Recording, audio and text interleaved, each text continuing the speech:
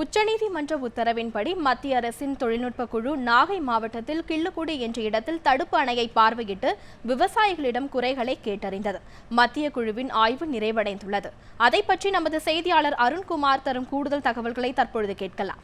அருண்குமார், மத்திய அரசு நடத்தி வந்த இந்த தொழில்நுட்ப குழு குறித்த ஆய்வு குறித்த உங்களுடைய தகவல்களை சொல்லுங்க.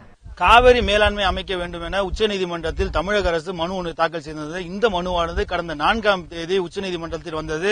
இது உச்சநீதிமன்ற நீதிபதிகள் காவிரி ஒழுங்காற்று குழு அமைப்பதற்கு முன்பாக காவிரி குழு ஒன்றை அமைத்து இதற்கு கர்நாடகா மற்றும் தமிழகத்தில் இருக்கக்கூடிய உண்மை நிலைகளை அறிய வேண்டும் என உத்தரவிட்டது. அந்த உத்தரவின் அடிப்படையில் மத்திய அரசு ஒரு கண்காணிப்பு தொழில்நுட்ப குழு அமைத்தது. இந்த குழுவானது கடந்த 7-8 ஆகிய நாட்களில் கர்நாடகா மாநிலத்தில் இருக்கக்கூடிய அணைகளை தொடர்ந்து பார்வையிட்ட பிறகும் அதை தொடர்ந்து பாசன பகுதிகளிலும் பார்வையிட்டது. அதனைத் தொடர்ந்து தமிழகத்துக்கு நேற்று இந்த குழு தொடர்ந்து தமிழகத்திற்குரிய மேட்டூர் அணையில் தொடர்ந்து ஆய்வுகள் மேற்கொண்டது. அதே போல கிருஷ்ணசாகர் அணையும் தொடர்ந்து ஆய்வு மேற்கொண்டது.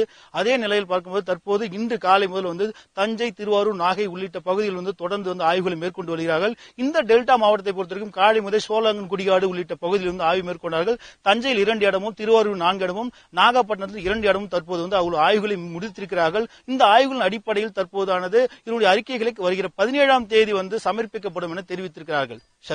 இந்த ஆய்வு பற்றி அங்கிருக்கும் விவசாயிகள், விவசாய சங்க பிரதிநிதிகள் என்ன மாதிரியான கருத்துக்களை தெரிவிக்கிறாங்க?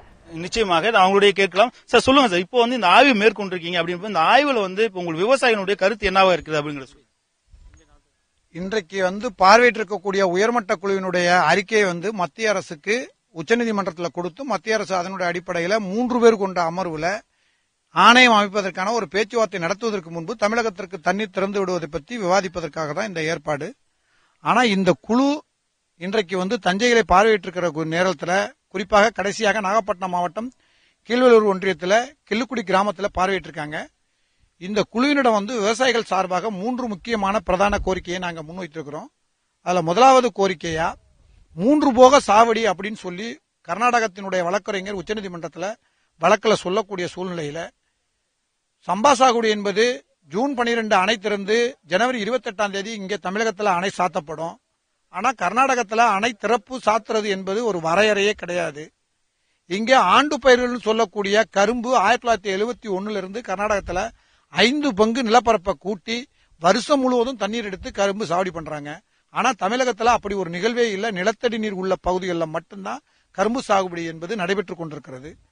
இந்த சூழ்நிலையில 350 நாட்கள் உள்ள தண்ணீர் திறந்து வரக்கூடிய 250 நாள்ல 185 நாள் சம்பா சாகுபடிக்கு தண்ணீர் வேணும்.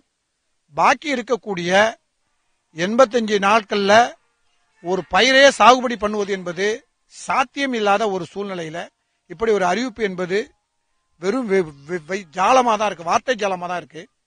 அதே நேரத்தில் 2007 தீர்ப்பு சொல்லப்பட்டு 2013 அரசாணை வெளியிட்ட பிறகு அதை அமல்படுத்த வேண்டிய மத்திய அரசு கர்நாடகம் ஒரு தனி மாநிலம், தனி நாடு போலவும் பக்கத்தில் இருக்கக்கூடிய தமிழ்நாடு பகை நாடு மாதிரி இன்னைக்கு மத்திய அரசு நடந்து கொண்டிருக்கிற நிகழ்வு வருத்தம் அளிக்குது.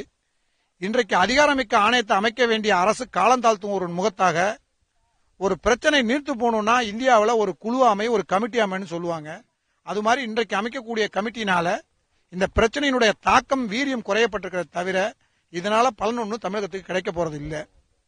இந்த சூழ்நிலையில இந்த கமிட்டியினுடைய பரிந்துரையை உச்சநீதிமன்றத்தில் கொடுத்து மறுநாள் தீர்ப்புல விவாதத்துல இதை பத்தின கருத்தை சொல்ல போறாங்க.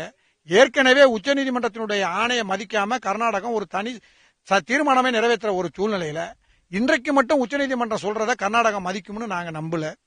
இந்த சூழ்நிலை, இந்த பிரச்சனை நீத்து போறதுக்கான ஒரு குழுவோட பார்வை என்பது வருத்தம் அளிக்குது. ஏற்கனவே 2007ஆம் ஆண்டு சொல்லக்கூடிய உச்சநீதிமன்றத்தின் தீர்ப்பை இதுவரை கர்நாடக அரசும் சரி, மத்திய அரசும் சரி ஏற்கவில்லை என்பது உங்களுடைய கருத்தாக இருக்கிறது. அது மட்டும் இல்லாமல் இந்த தொழில்நுட்ப குழு வருகை என்பது ஒரு கண்துடைப்பு நாடமாக தான் பார்க்கப்படுகிறது. உச்சநீதிமன்றத்தில் இந்த ஆணை அறிக்கையை பிறப்பித்தாலும் கர்நாடக அரசு இது ஏற்றுக்கொள்ளுமா என்பது ஒரு கேள்விக்குறியாக தான் இருக்கிறதாக டெல்டா மாவட்ட விவசாயிகள் தெரிவிக்கிறார்கள். சர்மிளி, மத்திய அரசின் தொழில்நுட்ப குழுவின் ஆய்வு குறித்த விரிவான தகவல்களை தந்தமைக்காக நன்றி அருண்குமார்.